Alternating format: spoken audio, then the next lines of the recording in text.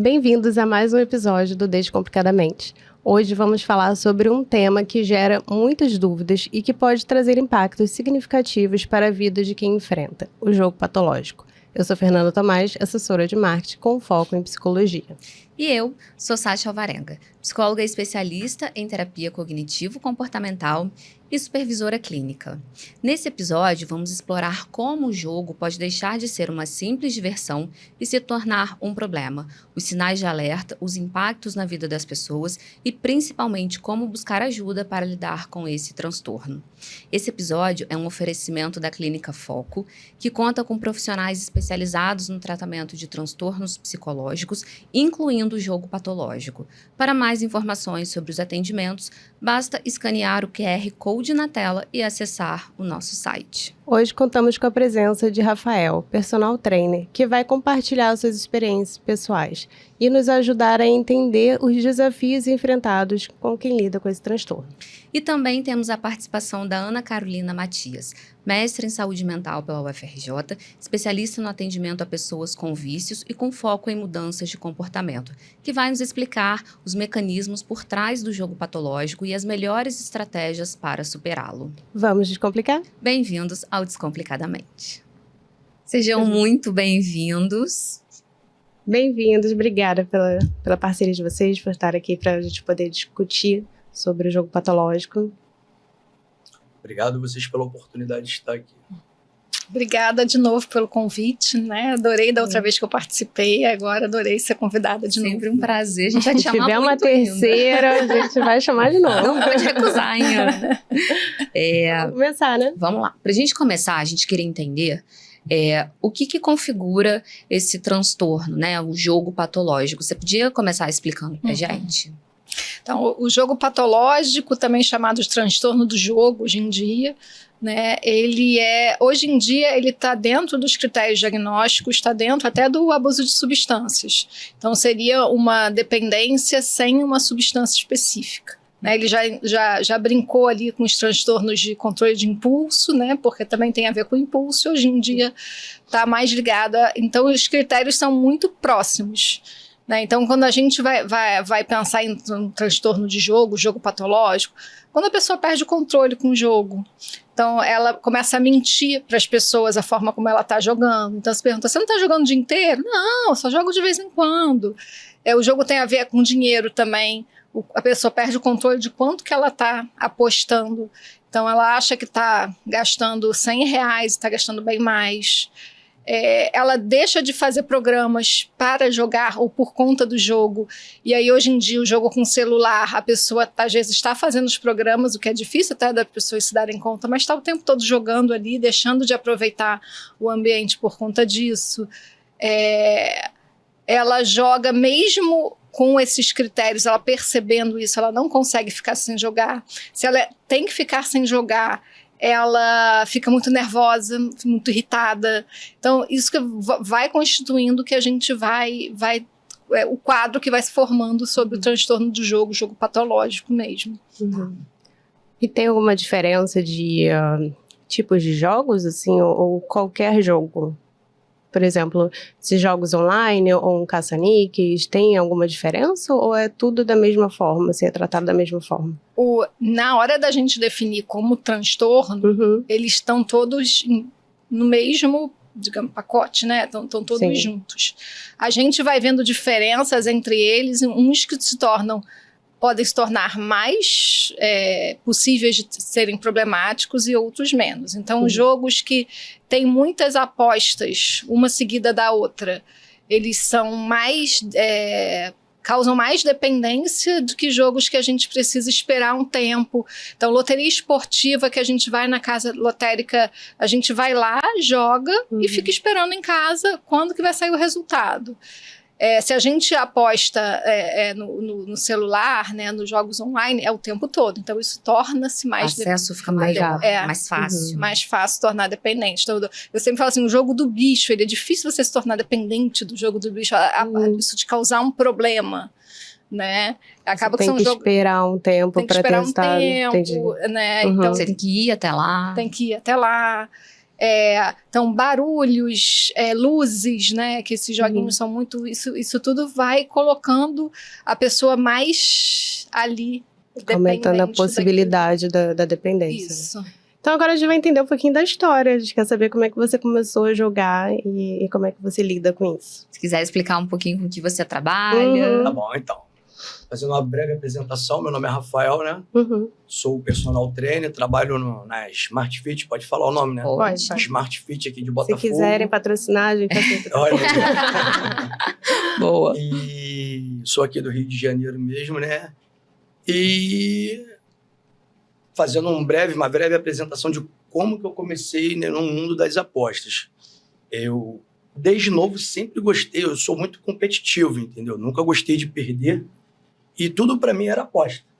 Tudo. Desde a época de criança, quando eu soltava pipa, bola de gude, tudo era apostado, tudo. E no trabalho, né, na academia, futebol, flamenguista, e sempre tinha algum vascaíno, botafoguense. Vamos apostar. E a gente apostava ali, entre a gente. Foi quando eu conheci um rapaz da academia que me apresentou... Pode falar também o nome da casa? Pode. A Bet365, que é uma das casas de apostas mais conhecidas no Brasil e no mundo. E foi o que eu falei e falo para todos que me perguntam sobre. É um caminho quase que sem volta. Eu acho que só Deus para te tirar disso. Entendeu? E esse jogo de aposta é em futebol? Então, como é que ali tem de todos os esportes possíveis. Na própria na plataforma lá, você, sei lá, futebol, basquetebol, até corrida de cães tem. Pra você apostar. Isso eu não sabia. É que eles chamam de acho que é galgos, entendeu? Tem tudo. E você começou a apostar em quê? Futebol. Sempre futebol. Sempre futebol. Só futebol que você aposta. Só futebol, porque é o esporte que eu mais acompanho. Então, para você apostar e você ter algum tipo de retorno, você tem que acompanhar. Só que tem pessoas que agem muito na emoção. Às vezes o cara torce, sei lá, pro Vasco. O Vasco ultimamente está numa má fase. Só que o cara, por ser apaixonado pelo time, ele vai investir o dinheiro dele no time, achando que entendeu? Ele fica cego. Como um homem apaixonado, entendeu? Às vezes a mulher tá ali e não tá nem aí pra ele. O homem é mais fiel ao time do que a mulher, né? Essa é a verdade. Isso é uma parte do jogo que é interessante, que, assim, existem os jogos de azar puro. Puxa seu microfone um pouquinho. Pode puxar para você. Os jogos de azar puro, então só envolve sorte, né? E em jogos de azar puro, uma das distorções que a gente vai percebendo em quem tem problema com o jogo é que a pessoa acha que ela tem domínio, né? Que ela consegue ter alguma habilidade ali para ser sorteado tal número e tal, ou que ela tá com aquele dia ela tá jogando bem, tem várias distorções associadas. E tem os jogos que envolvem sorte e habilidade. Então, por exemplo, como ele está falando, assim, nesse momento, no Rio de Janeiro, pelo menos, se a gente pegar os times do Rio, apostar no Flamengo, a pessoa tem mais chance realmente de ganhar a aposta do que se apostar no Vasco. Sim. Né? E aí a pessoa vai conhecendo os times do Brasileirão, então é mais fácil. É claro que a pessoa pode dar uma sorte nos últimos colocados e ganhar. Mas quando as pessoas fazem isso, geralmente é pela emoção. E a pessoa tem vai tendo uma segurança de que ela domina, então que ela vai conseguir fazer. Né? Então, assim, pôquer é muito conhecido das pessoas dizem, não é jogo de azar, porque é jogo que tem livros sobre pôquer, mas envolve sorte e azar. Né? O futebol envolve sorte e azar. Né? Pode cair uma chuva envolve absurda. Fraude também, às vezes, né? Já teve casos de fraudes também, de jogadores ganharem dinheiro para sofrer um pênalti ou para fazer cartão uma falta, para cartão. Então, tem alguns casos também. É tão assim que os meus filhos, eu tenho um filho de 13 e um de 11, né? Então, é uma piada deles, né? Quando vê uma coisa muito inusitada, eles, é bet. Porque acha que alguém pagou pra pessoa fazer aquilo, né? Sim, já começa a desconfiar, né? E aí, conta mais um pouco. Como é que é isso pra você? Você aposta todo dia? Você fica... Como ela já até vai discordar de mim, com certeza. Eu me considero um viciado em aposta. Assumo que sou viciado em aposta, como eu falei desde cedo. Já é um passo, já temos um passo. Só que eu me considero um viciado controlado. Vai discordar, com certeza. Vou tentar explicar por que eu me considero um viciado controlado. E o que é um viciado não controlado. Primeiro eu vou falar do viciado não controlado. Tem um colega meu, inclusive lá da academia, um aluno da academia, torce pro Fluminense. Vou falar por que ele, pra mim, é um viciado não controlado. Tava na cara que o Fluminense não iria virar o jogo. No jogo, final agora do Campeonato Carioca. Sim. Sabe quanto que ele apostou comigo? O Fluminense iria virar o jogo? R$700. Caramba. Só que como é que foi a aposta? Era R$300 no primeiro jogo, R$100 para quem levantasse a taça e mais R$300 no segundo jogo. Só que a chance dele, o time do Flamengo, sem clubismo nenhum, muito superior, pelo menos no momento, ao do Fluminense. O Fluminense, me desculpe, para quem é tricolor, tá vivendo de um jogador. A lágrima tá caindo. Tem tricolor, né? Ana também, né? Não, eu tenho 2 tricolores em casa. Sofre junto, né? Eu vi o olhar chateado. Eu sou flamenguista. Eu sou mãe de tricolor, o que é pior, entendeu? Dói mais, né? Então, seguindo, e mesmo assim ele foi corajoso e apostou. Só que, mais uma vez falando, sem clubismo nenhum, tava na cara que ele ia perder. Ele tava mais acreditando na emoção ali, né? Do que no time real, né? E aí ele foi ao estádio, eu também fui ao estádio, isso no segundo jogo. Aí ele no status dele no WhatsApp, Fluminense, que eu vou ganhar, e me citou e tudo lá no status. Rafael, pago, sim, antes do jogo, né, ser concluído. Pago o que você me deve, naquela empolgação. E o resultado do final, já te botou de caloteiro. Ele ficou assim meio sem graça na academia, né, mas teve que pagar, né? Pagou? Dele, lá na academia ninguém paga. Tem que pagar, perdeu.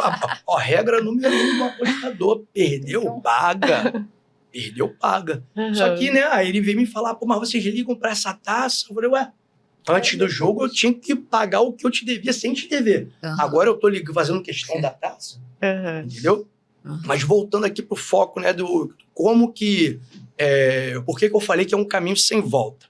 E por que eu me considero um viciado controlado, mesmo sabendo que eu vou ter recaídas? Um viciado não controlado, para mim, por ser especialista, pode até me corrigir se eu estiver falando errado. Para mim, é aquela pessoa que ela aposta ali, digamos, botou R$100 num time que é o favorito para ganhar a partida. Vamos botar aí, Flamengo e Madureira, Campeonato Carioca. Quem é o favorito para ganhar a partida? Flamengo. Só que existem as que a gente chama de zebra, né? Quando o time inferior ganha do time, né, que é considerado ali o favorito para ganhar a partida. E aí você foi lá e investiu R$100 para ganhar a partida. O time favorito. O favorito sempre ele paga menos. E a zebra ela vai pagar um valor mais alto porque a probabilidade de perder o jogo é maior. Entendeu? E aí o time favorito poupou o time. Às vezes ele está envolvido em uma outra competição mais importante e aí às vezes acontece do time favorito poupar o time ou então ter 2, 3 jogadores ali fora da partida, às vezes por contusões, por suspensão. Só que a pessoa ela não costuma, que a gente chama no mundo das apostas de estudar. A gente estuda os jogos antes, a gente analisa, faz análise. Eu quero fazer uma combinada ali, sei lá, de 4, que a gente chama de múltiplas. A gente pode combinar 4 partidas diferentes num único jogo. E aí a gente vai analisar, segundo aquele time que a gente quer que ganhe, né, que a gente vai apostar que seja o vencedor, se tem algum desfalque, se está suspenso, você vai entrar com o time completo. Só que aí você foi lá e fez aquele jogo, às vezes, uma aposta simples, para dobrar o dinheiro. Só para dobrar o dinheiro. Aí você foi lá e botou 100. Aí o seu time foi lá, que você botou para ganhar, perdeu. Aí, onde que entra o viciado não controlado? Ele fica, às vezes, naquele dia, são vários jogos simultâneos em todo canto do planeta. A casa de aposta, ela te dá ali campeonato norueguês, campeonato indiano. Você, às vezes, na emoção, vou apostar. O cara perdeu 100. Não vou recuperar esse dinheiro. Foi lá e mais 100. Foi lá e mais 100. Quando vai ver num sábado, R$1.000 foi embora. Esse, para mim, é o viciado não controlado. No meu caso, já perdi muito dinheiro. Já perdi muito dinheiro. Só que eu costumo botar um teto, assim, nem diário, semanal. Perdi R$200. Não aposto mais. Até virar a semana. E você consegue seguir isso. Isso. Eu não sei nem se eu posso falar isso, tá? Que eu vou falar aqui agora, que tudo hoje em dia dá processo. A gente costuma falar no mundo das apostas que, porra, na minha vez a Xuxa fica preta. Que é o quê? Todas as vezes aquele time ganha. Quando a gente aposta para aquele time ganhar, aquele time perde. Entendeu? E isso acontece. E acontece. Com frequência. Toda vez que o time ganha, a hora que você aposta, perde. Aí, nesse momento, você não vai jogando até ganhar. Você consegue... Depende do quê? Digamos que nos jogos, eu costumo dividir por horário, meus jogos. Geralmente, domingo, que eu gosto mais de apostar. Campeonato inglês. Os jogos lá no campeonato inglês são no período da manhã. Geralmente... Tem um jogo 8h30 da manhã, horário aqui de Brasília, né? Brasil. E jogos... do almoço. Isso, ali. Entre final de manhã e horário do almoço, campeonato inglês. Então, eu costumo fazer os jogos por campeonato, de horário. E, às vezes, tem um jogo no campeonato italiano, no campeonato alemão, que bate em ser no mesmo horário. Aí eu, opa, esse jogo aqui é o time que eu acompanho, eu vou e combino, faço a combinação. Aí, digamos que deu errado. Vou lá, analiso as rodadas lá da parte da tarde. E, às vezes, o Campeonato Brasileiro, no momento, não tá rolando. Mas tá rolando o jogo lá fora. Não para.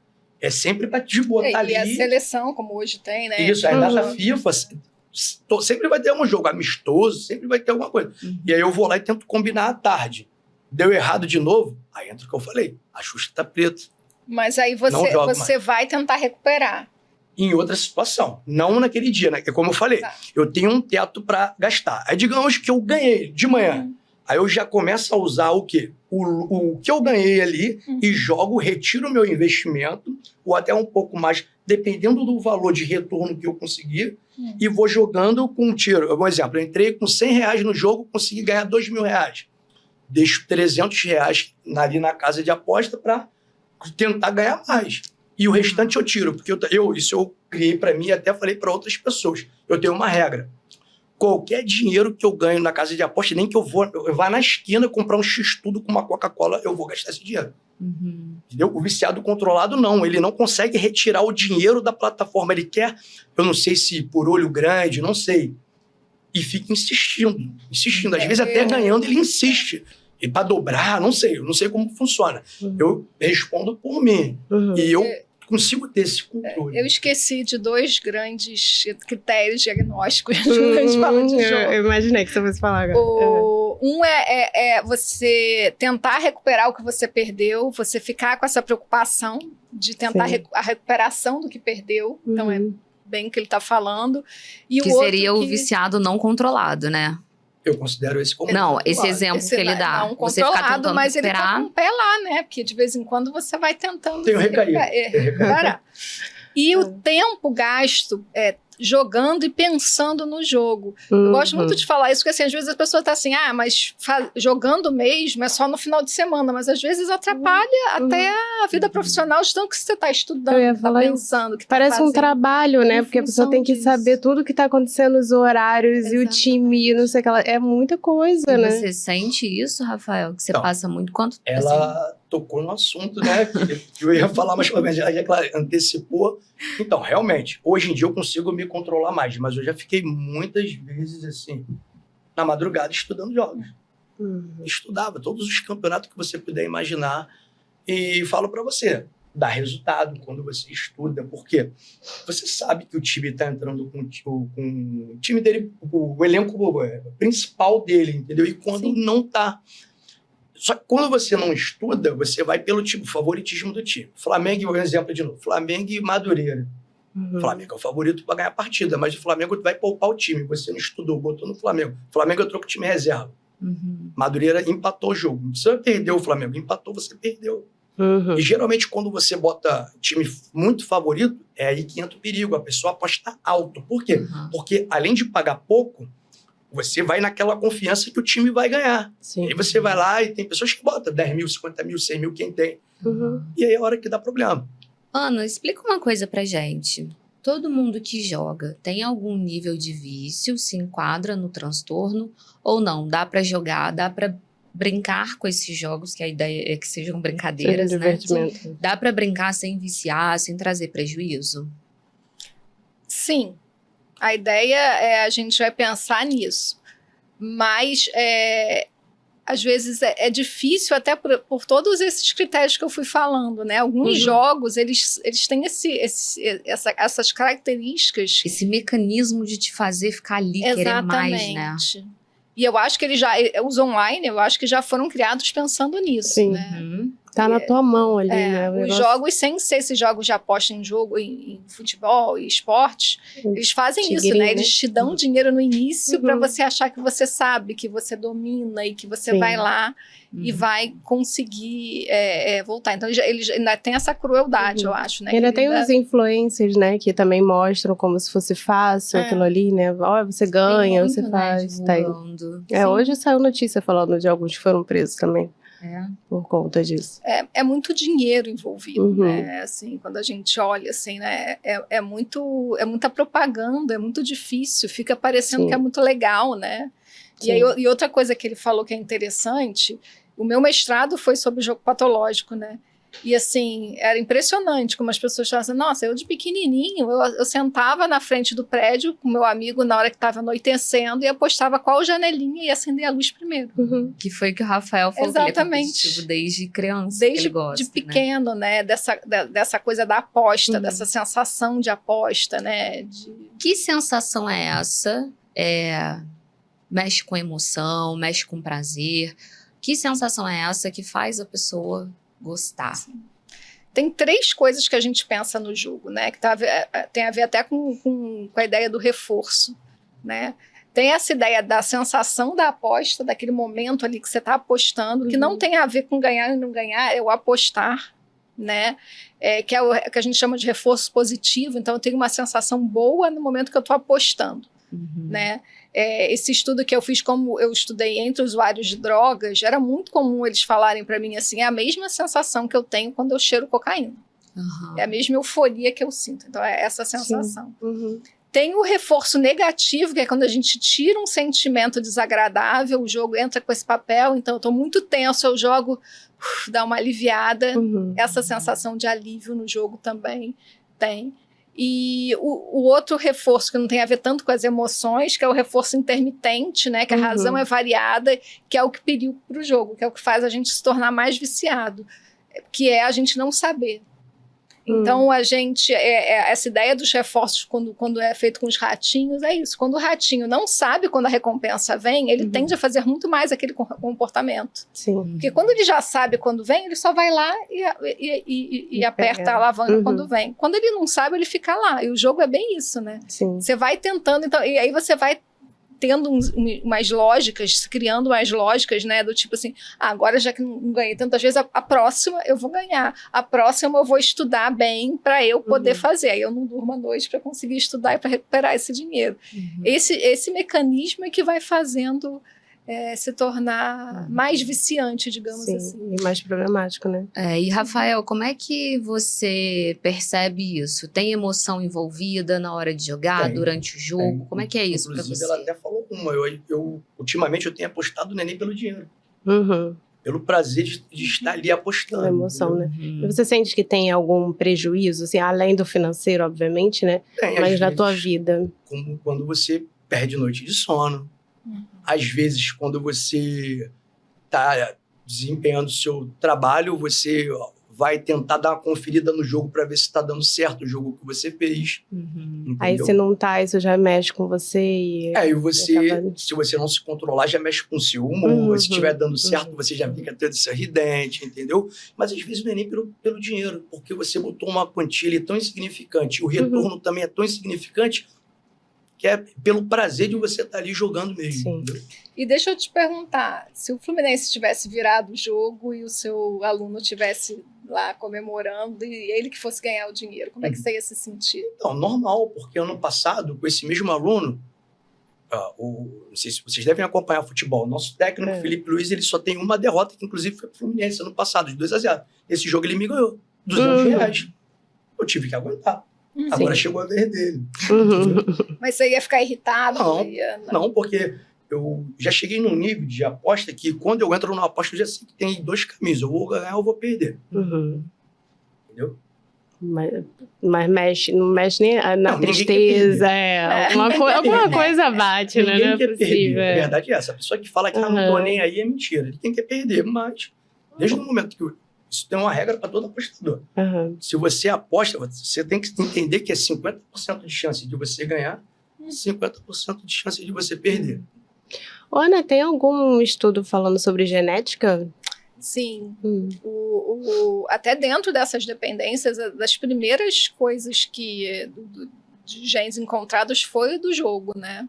Então, é uma coisa bem, bem passada de geração para geração mesmo, né? Não sei se na sua família tem alguém que joga, mas é muito comum as pessoas falarem, né, aqui no Rio é muito comum assim, meu avô jogava em cavalo, apostava em cavalo, e aí você vê essa porque não era o online, né? Eram outros tipos de jogos, né? O jogo do bicho que você falou, né? A loteria mesmo, os cassinos né? clandestinos. Né? Sim. E pessoas que viajam, né? É mais comum do que a gente imagina, que as pessoas viajam apenas para jogar. Sim. Né? Então, assim, aqui ir para a Argentina era muito comum. Gente, eu posso contar uma história, se eu não puder, depois a gente corta, tá? Na minha rua tem um bingo clandestino. E esse bingo, a polícia já foi lá e já acabou com ele várias vezes. Aí a polícia chega, sai um monte de idoso, mas assim, com bengala, só vai idoso lá. Tira todo mundo, aí eles acabam com o bingo, levam todas as máquinas, tudo. Passa alguns meses, volta o bingo. E às vezes nem é do mesmo dono, muda. Mas o mesmo lugar. Mesmo lugar. E aí daqui a pouco a polícia vai de novo. E aí uma coisa que eles estavam explicando lá que acontece é que tinha muito idoso lá no bairro perdendo muita coisa ali no bingo. Porque às vezes estava sem atividade e tal, aí o cara acorda, se arruma. A programação dele é ir ao bingo, encontrar ali os amigos. E é o que eles falam ali em volta, né? Que vários idosos, assim, perderam inclusive apartamento, coisa. Mas o tempo inteiro ele volta e tá lá. Sim, esse que é o maior problema, né? Tem casos de pessoas que já se envolveram com agiotas, né? Que a família foi ameaçada, então eu acho que o negócio vai potencializando. Você sabe de algum caso assim? Eu posso contar uma história também? Pode, claro. Não fala nomes, pelo amor de Deus. Um aluno lá da academia também, inclusive ele também é torcedor do Fluminense, ele me contou que foi ele, a esposa com os filhos e mais um casal de amigo deles. Eu não lembro, não sei se foi a Argentina, foi um país aqui pela América do Sul, não lembro se foi a Argentina, Uruguai ou Chile. Foi um desses três. E nesse local que eles estavam, né, tinha lance de bingo, cassino, essas coisas todas. E ele, como eu, se diz também ser um viciado controlado. Agora, eu não sei se ele mentiu, inverteu os papéis. Era ele ou se realmente foi o amigo dele. E que lá nesse cassino onde eles estavam, que o amigo dele, por vários momentos, sumia. E aparecia do nada. Aí, em dado momento, eles foram ao restaurante para, né, comer, e aí o amigo dele falou, vou ao banheiro. E quando foi ao banheiro, ele fez uma ligação para ele, mandou mensagem, não me recordo, para ele ir lá também. Ele foi e ele falou, cara, eu não tenho um centavo no bolso para pagar a comida. Você consegue pagar para mim? Que eu não tenho. Por quê? Tudo jogando. Gastou tudo lá. Ele gastando. Perdia, tentava recuperar, perdia, ia perdendo. Perdeu tudo. Que tinha ali. Tudo. Não tinha nada, nem R$1. E esse aluno me contou que ele que teve que ir até terminar a viagem sustentando ali o passeio deles. Ainda bem, né? Porque é comum a pessoa, às vezes, pedir ainda jogando. Para tentar recuperar, né? Aí a pessoa, em vez de pagar as dívidas, geralmente é assim, a família inteira se reúne, porque já é uma dívida muito alta, e aí todo mundo junta o dinheiro para dar para essa pessoa pagar os agiotas, principalmente, né? Que é o mais preocupante. E aí a pessoa pensa, poxa, eu posso apostar esse dinheiro, dobrar esse valor, pago todo mundo, pago o agiota e está resolvido a minha dívida. E aí ela perde todo o dinheiro e aí se abre um buraco absurdo, né? Eu que trabalho com a questão de álcool e drogas e com jogo, eu costumo falar isso muito, assim, álcool e drogas é muito ruim, aparece muito, né? A gente vê a vida da pessoa toda devastada. O jogo é silencioso. Quando a gente olha, o negócio já está muito feio. né? Então, assim, esses crimes que a gente vê, poxa, matou a esposa, as filhas e se matou em seguida. Geralmente eles são abafados os casos, eu geralmente vou atrás, geralmente é jogo, é dívida de jogo, o desespero é tal que a pessoa chega nesse ponto, né? Ela perde tudo e aí não vê saída. Sim, muito, muito mais desesperador, porque assim, mesmo se você fosse super viciado em jogo e tal, de repente você ia atrapalhar no seu trabalho, algumas coisas eu tipo assim, atrasei um aluno porque eu tô jogando e tal, mas você não ia ser inadequado com o aluno, você não ia, né, você não ia as pessoas deixarem de querer serem seus alunos por causa disso, e se fosse bebida, por exemplo, sim, né, ninguém vai querer, né, ele caindo pelos cantos, sendo inadequado. Sim. Então, é muito mais silencioso, mas muito mais devastador, que assusta. E Ana, como é que a impulsividade entra aí nessa história? Essas formas que a gente fala, né, de a luzinha, o retorno rápido e tal, eles acionam esse lado impulsivo, né? Então, eles vão provocando isso. Então, pessoas mais impulsivas tendem a ser mais potencial de se tornarem mais dependentes, né? Tanto que a faixa etária que tem potencial de ser mais quando começa a jogar, que tem potencial de ser mais dependente, são adolescentes de 13 a 15 anos. Caramba! E que se a gente pensar, pelo menos no Brasil, eles têm que jogar com o CPF dos pais e o dinheiro dos pais, né? Então, e a gente vê essa faixa etária jogando, principalmente de futebol, né? Os meninos, né? E tal. Então, e aí entra a impulsividade típica do adolescente. E o adolescente, assim, a impulsividade típica com uma maturidade que acha que já está entendendo tudo, mas não está ainda. E aí não consegue fazer essa previsibilidade, né? Que o Rafael está falando assim, poxa, é um jogo com Madureira, mas assim, o Flamengo tá jogando a Libertadores na mesma semana, de repente não é legal, é típica coisa que não é legal fazer, né? O adolescente é muito mais assim, o Flamengo tá muito bem, ele vai ganhar tudo, o time reserva dá de 10 no Madureira e vai lá perceber, eles acham que dominam muito, mas na verdade tem umas percepções um pouco erradas. Você tem acesso a essa informação? Se tem muitos adolescentes se viciando assim? Você sabe dizer isso? No Brasil, é um dado mundial, é a faixa etária que mais se vicia. Isso já está comprovado, eles estão tendo acesso com 13, 15 anos e tem mais probabilidade de desenvolver essa dependência. É muito sério, né? E às vezes os pais pode acham ser que até no futuro, não necessariamente agora, né? Mas no futuro. Entendi. Você tem conhece alguém que já é adolescente? Então, adolescente não, porque eu procuro não conversar muito do lance de aposta com pessoas assim mais novas. Eu procuro não envolver. Eu tenho 2 filhos, eles nem sabem que eu aposto. Porque, como ela falou, às vezes pode se passar, né, de pai, genético, o exemplo, que os filhos se espelham muito no pai e na mãe. Olha, meu pai é um viciado em aposta. Vou virar um viciado em aposta também. Então, eu procuro, faço eu com os colegas mesmo, entendeu? Pessoas mais novas, não. Mas pode ser, às vezes, até numa inocência, né? Poxa, até para levar o filho pro futebol. Olha aqui, vamos ver aqui quem que você acha que vai ganhar. Vamos apostar. Pode começar com uma brincadeira entre pai e filho ali, né? E aí, quem que vai acertar mais entre eles, né? Então, tem... E você conhece alguém, Rafael, que joga nesses... tipo tigrinho, alguma coisa que seja mais... Conheço.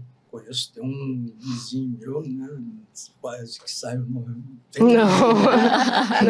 Tem um vizinho meu que, inclusive, a gente teve que ajudá-lo. Né? Como é que foi? Então, é porque eu tenho que pensar bem que se eu falar aqui, muita gente vai ficar sabendo. Tá vendo quem é? Então, ele sempre pedia, faz um Pix aí, cara. Depois eu levo o dinheiro para você. E eu não maldei. Mas era com muita frequência. Faz um Pix aí, cara. Eu tô com dinheiro em mãos e depois eu vou te dar o dinheiro. Eu ficava naquela coisa, mas com muita frequência, será que ele vai ter para cobrir? E realmente sempre ele tinha para cobrir. Eu não sei como que ele fazia, se ele ganhava, até então eu não sabia que era proposta. Eu sei que ele pediu o Pix, enviava o Pix para ele, eu não sei se ele confiava ele fazia o jogo e ganhava. Eu sei que quando ele falava que ia me dar o dinheiro, ele sempre me dava o dinheiro, mas ele sempre pediu o Pix. Aí eu recebi uma mensagem de um amigo nosso em comum falando: fulano de tal tá te pedindo para tu mandar um Pix? Pô, pede com bastante frequência. Não manda mais não, porque é para jogo.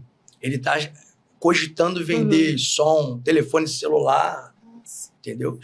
E quando eu falei agora muita gente vai saber, entendeu? E como é que a gente faz, Ana, para ajudar uma pessoa que está nessa fase aí de já começar a pedir dinheiro para as pessoas? Como é que a gente faz? Porque só o negar, às vezes, também não vai ser o suficiente, né? Sim.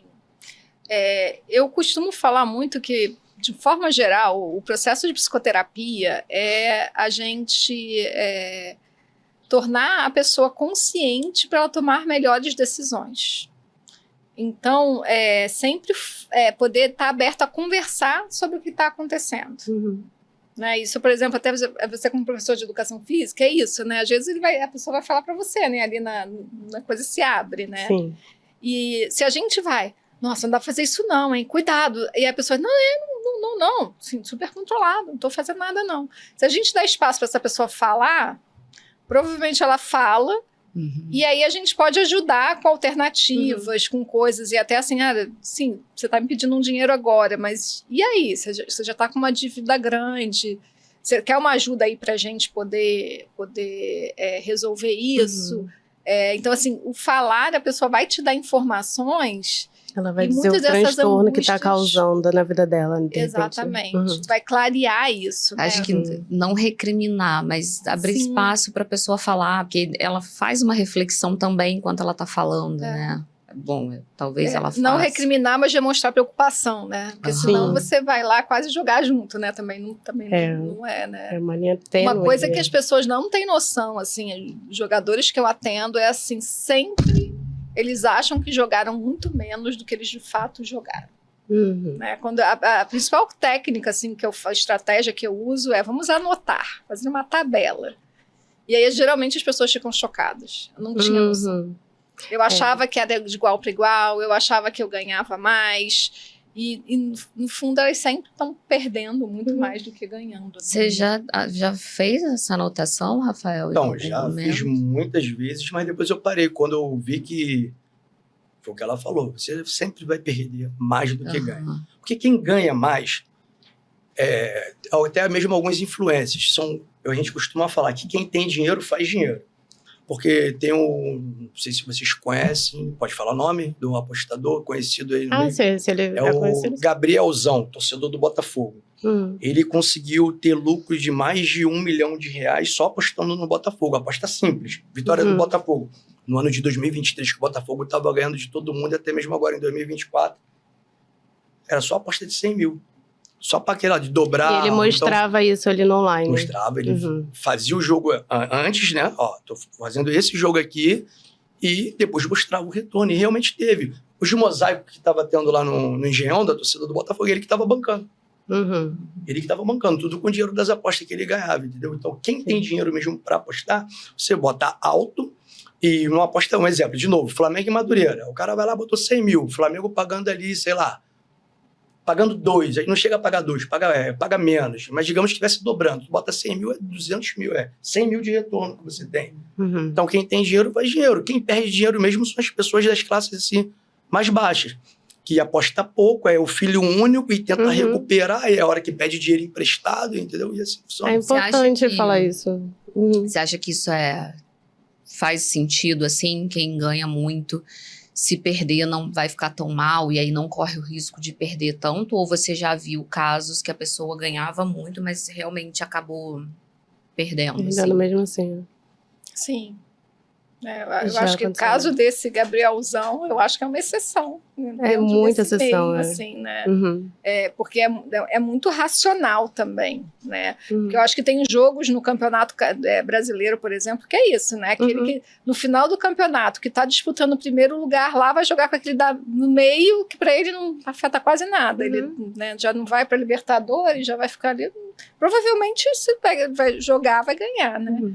Então, tem uns jogos, assim, que devem ser bem estratégicos. Se a pessoa for super racional, que é capaz de ter sido o caso dele, acontece. Mas, assim, tirando isso, se a pessoa deve ter uma questão com o jogo, a tendência é ela querer cada vez fazer mais, apostas arriscadas, porque as arriscadas vão valer mais também. Sim. E aí ela ir perdendo isso, né? A gente vê pessoas com muito dinheiro perdendo muito dinheiro, né? Apartamentos, né?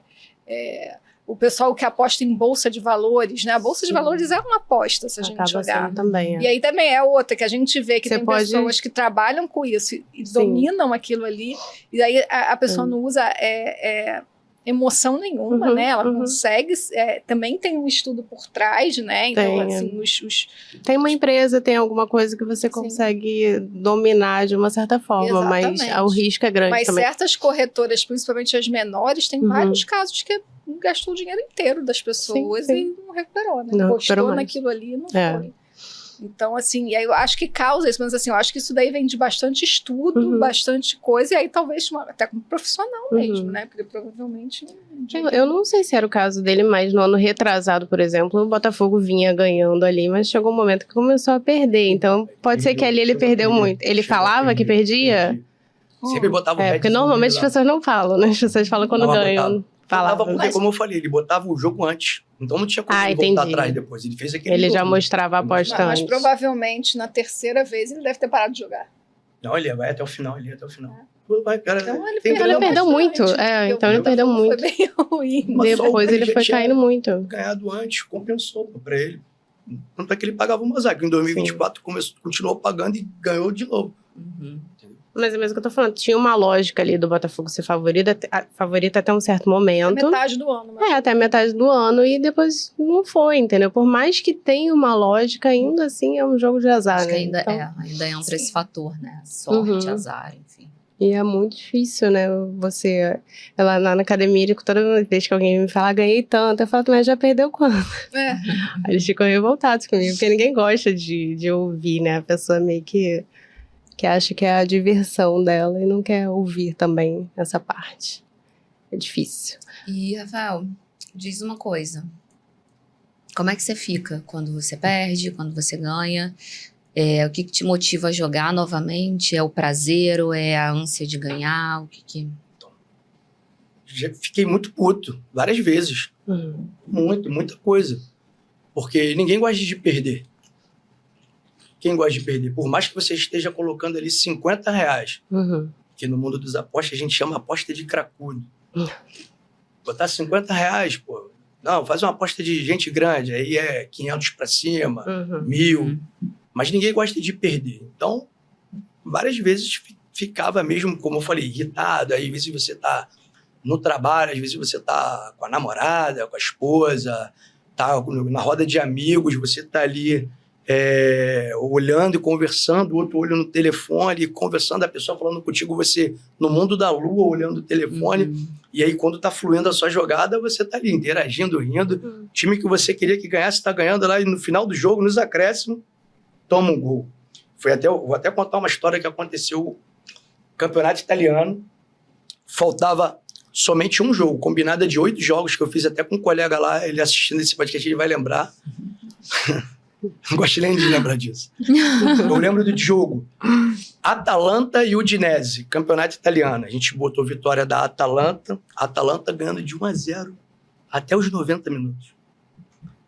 Desculpa, mas eu vou falar aqui. A porra do técnico da Atalanta me para na beira do campo e começa a falar pro juiz acabar o jogo. Aí o juiz foi lá e tinha dado 2 minutos de acréscimo. A gente botou vitória simples da Atalanta. A casa de apostas já estava oferecendo pra gente, era uma aposta pra gente pegar acho que uns 5, 6 mil reais. A casa de aposta, por ser o último jogo e no final do jogo, estava oferecendo pra gente, eram praticamente 90% do valor total, né, do bilhete. O técnico vai e começa e fala, termina o jogo. Falta para o Udinese, última bola do jogo, vai até o goleiro pra área, o cara me manda uma bola lá, ganharam, bate-rebate, gol da Udinese.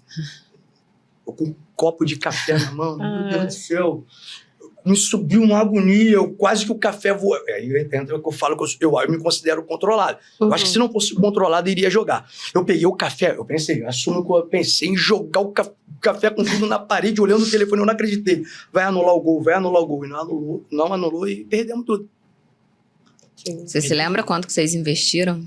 Tinha sido, acho que, R$200 cada um. Que a gente sempre apostava em dupla. Botamos aposta de R$400, 200 de cada, e tinha dado um retorno de 5, acho que era 5 mil e pouco. Ali eu considero que a gente foi olho grande, porque a gente sempre ficava no contato no Zap. Encerra, que tem a probabilidade de você encerrar o jogo. Vai deixar, vai encerrar. E a gente tem... O apostador, ele é muito orgulhoso, né? Não, aqui é coisa de homem. Apostou, vamos até o final. E nessa dia, até o final, você perde muito, já perdemos muito. Como também já deixamos de ganhar. Tenho contando uma outra história aqui. Ano 2023. São Paulo e Cruzeiro, Campeonato Brasileiro. Jogo amarrado. 0-0 jogo. A gente botou vitória simples do São Paulo. Todos os outros jogos já tinham, né, batido. A gente fala bateu o jogo, né? E São Paulo e Cruzeiro 0-0. Mesma coisa. Era o último jogo. A casa de aposta oferecendo o jogo pra gente. Porque a casa de aposta ela nunca quer perder. Então ela te oferece um valor inferior ao retorno total, mas é um valor atrativo. Você botou, às vezes, R$400 ali. Tá te oferecendo 3 mil, olha o quanto de lucro que você tá tendo. Para você desistir da aposta. Para você desistir da aposta. Porque o valor tá te oferecendo 3 mil, mas o valor final, às vezes, é 5, 6 mil, o dobro. Aí era eu, um aluno meu, né, de personal, ele assistindo também, ele vai lembrar desse lance. Só que a gente no WhatsApp ali. Isso foi num domingo, era o último jogo da rodada do Campeonato Brasileiro, e nada de São Paulo meteu o jogo no Morumbi. São Paulo em cima, mas, assim... Estava dominando o jogo, mas nada. Aí a proposta o tempo vai passando de jogo, a proposta vai diminuindo, né? O valor. Aí de 3 mil e pouco, 2 mil e pouco, 1.000 e pouco, aí, cara, acho que não vai sair o gol, não. É melhor a gente encerrar, para pelo menos salvar um pouquinho mais do que a gente investiu. Quando a gente encerrou o jogo, não demorou 30 segundos. Lance do São Paulo, 1-0 São Paulo. Caramba. É aposta. Pode ser. É isso. E deixa eu te fazer uma pergunta. Você tem um dinheiro separado por semana, por mês ali para você jogar, né? Depende. Então, vamos lá. Como que... mais uma vez, tá? Cada apostador tem suas, sei lá, cria suas estratégias. Eu criei as minhas para tentar minimizar, né, o prejuízo. O que eu faço? Eu sempre tento dobrar o meu dinheiro. Um exemplo. De manhã, eu gosto de apostar finais de semana, sábado e domingo. Eu vou ali no sábado, tem um jogo ali de manhã que eu sei que a probabilidade é alta, né, de bater.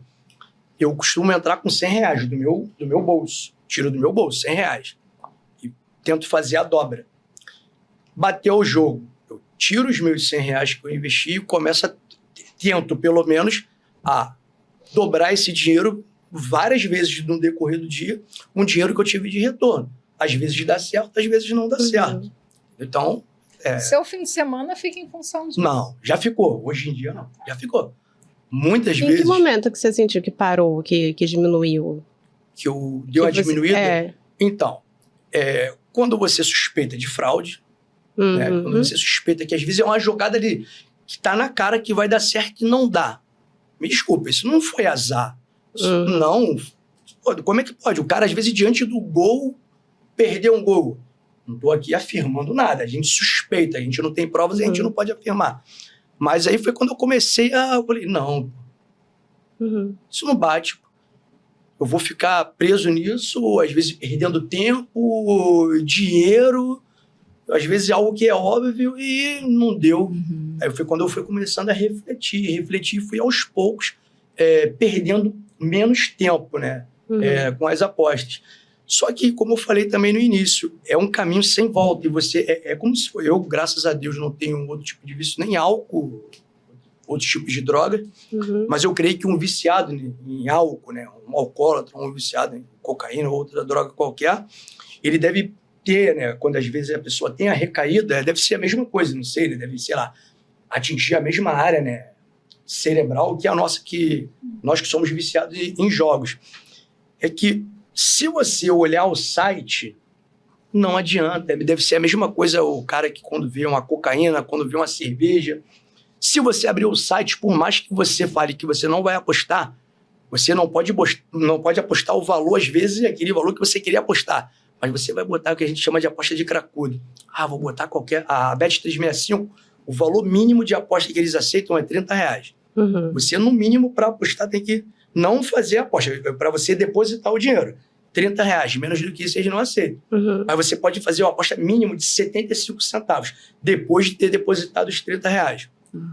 No mínimo R$30 você vai querer botar. Esse é o problema, entendeu? E aí isso a gente vê a falta de controle, a perda do controle. Sim.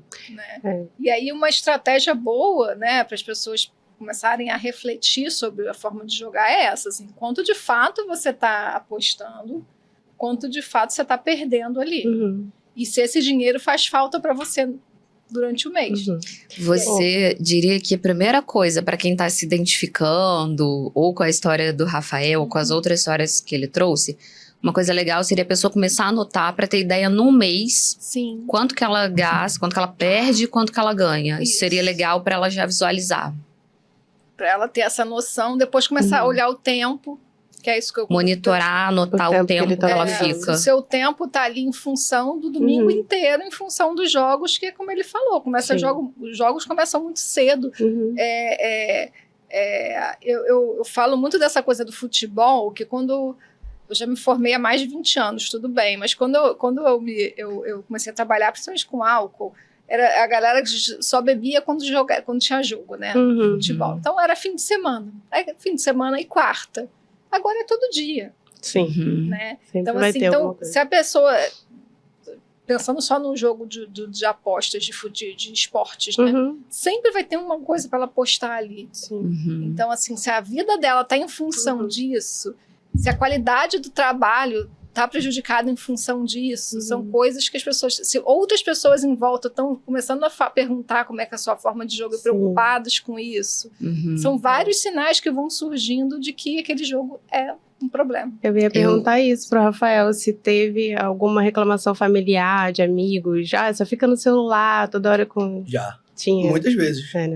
E você sentia que a relação ficava prejudicada ali? Já ficou várias vezes, em várias situações ficou. Então já é um sinal. Você modificou? Então, hoje eu me considero, assim, no mundo das apostas, totalmente diferente do que eu era, sei lá, há 3 anos atrás.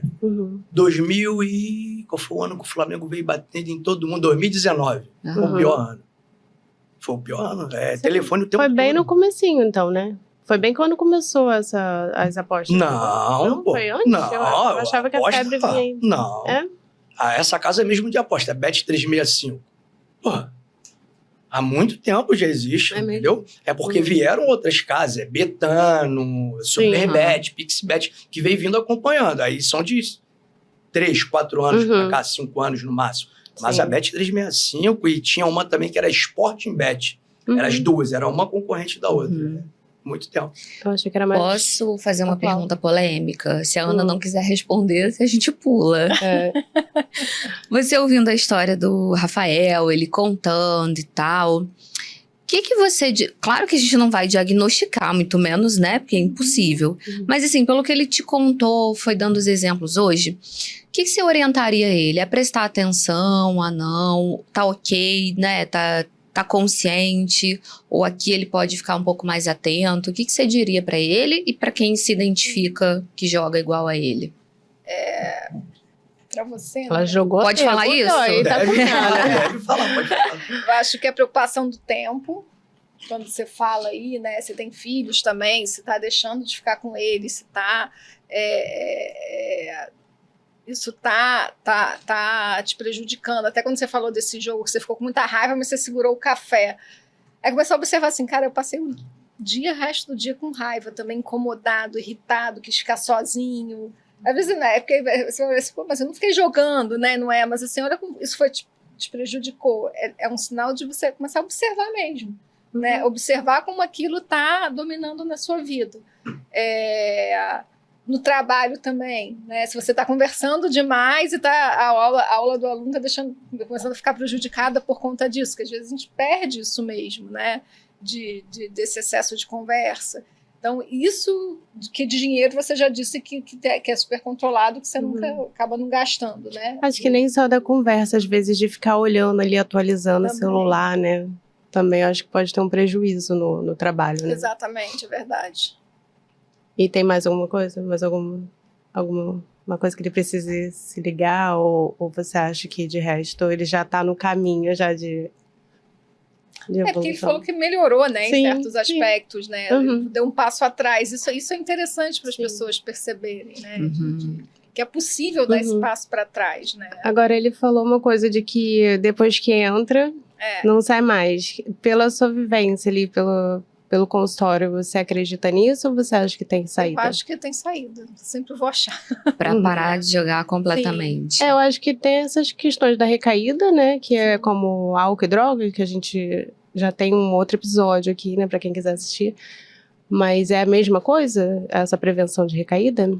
Sim, a gente vai pensar em estratégias de tirar os aplicativos do celular, de menos tempo ligados à internet mesmo, de fazer outras coisas na vida, porque uma das características aí também é legal de você perceber, se você não está fazendo outras diversões na sua vida, você está sendo só o jogo, a diversão. Isso também é preocupante, né? Porque aí as outras coisas vão perdendo a graça. Então a gente vai estimulando que a pessoa vai tendo outra forma de diversão, que possa ser até o esporte, mas o esporte jogado, que a pessoa participe, né?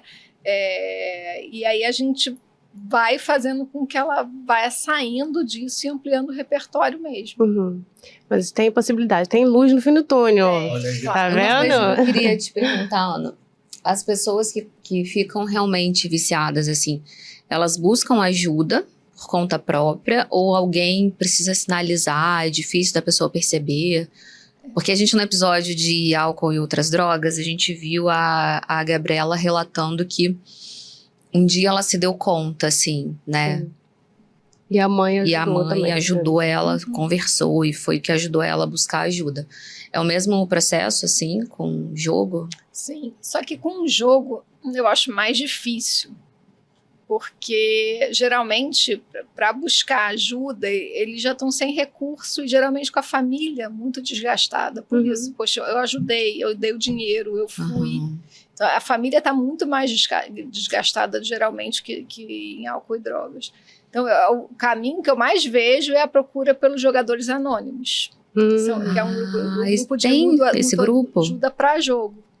Acha na internet esse grupo? Isso. É só botar a página dos Jogadores Anônimos. Os Jogadores Anônimos tinham páginas online, grupos online, bem antes de gente pensar em pandemias. Desde que surgiu a internet, que se tem esse formato, eles têm, porque tem umas características diferentes, por exemplo. Eles podem entrar sem câmera, sem se identificar, traz muito mais vergonha do que o alcoolismo, a problema com drogas, né? Então, assim, eu acho que a pessoa já está tão devastada que é para onde ela consegue ir e ver que tem outras histórias iguais, né? As dela também. Até porque eu acho que é muito menos falado, né? Vício em jogo. Sim. É visto como algo divertido, é parte de uma diversão ali que tudo bem, não tem problema, é uma brincadeirinha. E talvez venha daí a vergonha, não é tão falado. Igual antigamente os transtornos mentais, que não eram muito falados e havia um estigma, né? Sim. Talvez... Tem alguma correlação, o Rafael falou que não é o caso dele, né? Que ele não usa nem álcool nem drogas. Mas tem alguma correlação dos vícios em jogos com álcool e drogas? É bem mais comum do que... A proporção para pessoas com problema com drogas terem problemas com jogo é bem maior do que na população geral e vice-versa. Também. Pessoas com problema com jogo com mais problema com álcool e com outras drogas também. Então tem uma relação super direta, assim, que a gente encontra. Tanto que eu acho que, por exemplo, quando eu achei até que você fosse perguntar isso sobre legalização, que as pessoas gostam de perguntar bastante, né? E que é um assunto delicado, né? Aí eu acho que talvez seja um caminho agora sem volta, pelo menos, né? Teria que vir um poder muito de cima, né? Para mexer em legalização. Mas eu acho que... E também acho que não vai acontecer, mas assim, controle de propaganda e tal, mas que eu acho que não vai acontecer. Controle de bebida alcoólica também. Essa associação, eu acho que poderia ser um caminho assim, de desfazer mesmo, né? E assim, as pessoas, quando se fala dos outros jogos serem legalizados no Brasil, o pessoal que defende isso, geralmente, eles saltam e falam assim, mas não tem sentido se não for num bar, não vai ter sentido se não for. Então, é associado e as pessoas vão se tornar mais propensas ao vício mesmo. Né? Isso que é mais preocupante, né? Você vê isso ao seu redor, Rafael? Das pessoas que você convive? Que elas acabam bebendo mais por conta do jogo também? Bebendo mais, com certeza. Geralmente, né, não faço... Como eu não bebo, eu não curto muito. Mas já participei de pessoal marcar de se reunir no bar e Flamengo e Palmeiras, que o Flamengo perdeu o final da Libertadores. Todo mundo no bar e um olho na televisão, outro olho no telefone... E, pelo menos na Bet365, o gol, quando sai um gol, ele sai primeiro lá no site, é isso, do que na televisão. E nesse dia do Flamengo e Palmeiras, o gol do Palmeiras, eu que anunciei o gol do Palmeiras e todo mundo me olhando, pô, tu é palmeirense, tá secando. Mas, bom, eu tava com o olho na televisão e o olho que eu tinha apostado. E quando saiu o gol do Palmeiras, puta que pariu, o gol do Palmeiras. Aí eu sempre tenho, eu não falei nem alto, mas balotado. Pô, tá secando. Aí todo mundo olhando, demorou acho que uns 20 segundos. Um pouquinho menos. Nossa. 10, 15 segundos. Demora. Mas tá lá no meio de campo ainda. Tá lá no meio de campo. Agora, às vezes bateu no lateral, a jogada vai desenrolando aí. Gol do Palmeiras. É aquela meia dúzia que escutou me olhando. Eu tô acompanhando o gol do Palmeiras. Então, realmente, as pessoas se reúnem, bebem mais e essa tensão, o álcool alivia, né? Sim. Além de atuar ali, ele vai desinibir, né? Então, você não tem um controle de impulso tão bom quando você tá usando álcool. Se diminui esse controle, você fica mais impulsivo. Ainda tem a questão do relaxamento, do prazer. É um combo, assim, perfeito para realmente a gente... perder a mão perdi, mas vou tentar de novo. A impulsividade tá maior também, né? Isso te gera alguma culpa? Tem algum momento que você fica, nossa, pra que eu fiz isso? Pra que eu comecei isso? Culpa, não. Mas às vezes arrependimento, porque já perdi muito dinheiro. Era um dinheiro que eu poderia ter investido em outra coisa. Eu consegui comprar uma moto 2 anos atrás. Poderia ter comprado antes se eu tivesse o dinheiro que eu investi em aposta juntado para comprar a moto. Então, não me sinto culpado, mas às vezes arrependido porque eu perdi a oportunidade. Mas, Rafael, você tem vontade de parar de jogar ou uma coisa que você fala, não, tá bom, eu vou continuar. Então, o que você pensa sobre isso? Apostas online, sim, porque é algo que é mais prejudicial do que te gera benefícios, entendeu? Mas aposta ali entre colegas, isso aí não tem como parar, porque eu falei antes desse negócio de eu gosto disso. Isso mas é uma coisa mais pontual, né? Isso eu gosto. Então, ali você, sou Botafogo, Flamengo, vamos apostar quem vai ganhar. Vamos botar uma Coca-Cola, valendo a Coca-Cola. Quem perder, bota a camisa do time adversário. Isso daí me faz bem. Não necessariamente envolvendo dinheiro. Não, pode ser. Como eu falei, apostava desde a época de bola de gude, pipa. Então, eu acho que ele é um exemplo de que consegue, se deu conta e voltar atrás, que não necessariamente todo mundo vai conseguir. E eu acho que é legal da gente pensar assim, não é vergonhoso, não é culpa da pessoa, né? A pessoa tem uma propensão, é super difícil conseguir fazer o caminho que ele fez mesmo. Então, assim, é pra gente pensar isso, assim, né? É difícil, então, assim, busca ajuda, porque é um caminho que tem solução, né? Quanto mais cedo buscar ajuda, melhor, né? E isso mostra uma baita força dele, né? De observar, falar, cara, isso aqui tá me prejudicando, então eu vou botar menos, vou fazer com mais consciência. Isso é um ponto muito forte. Então, como que eu comecei também a perceber que é mais prejuízo do que, né, retorno? Em 2022, não. A pandemia foi 2020. 20 para 21. 19 para 20. Então foi 2022.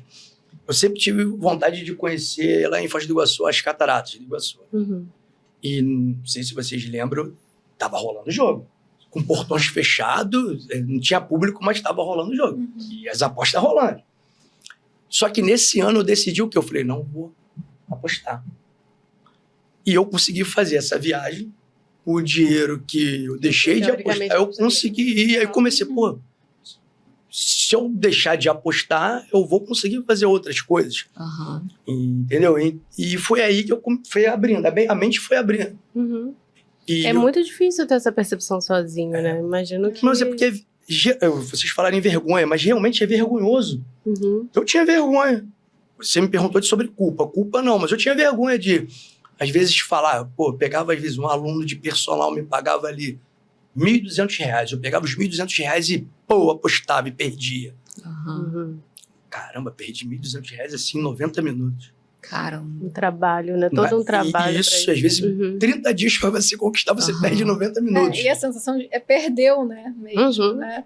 E a outra coisa que a gente tem que ter cuidado, porque todas essas apostas é você investir dinheiro. Não é perder dinheiro. Ficar bem claro isso também, né? Essa palavra investimento, ela pega muitas pessoas, né? De achar que a pessoa realmente vai conseguir ganhar muito mais do que perder. Não é a realidade da grande maioria, né?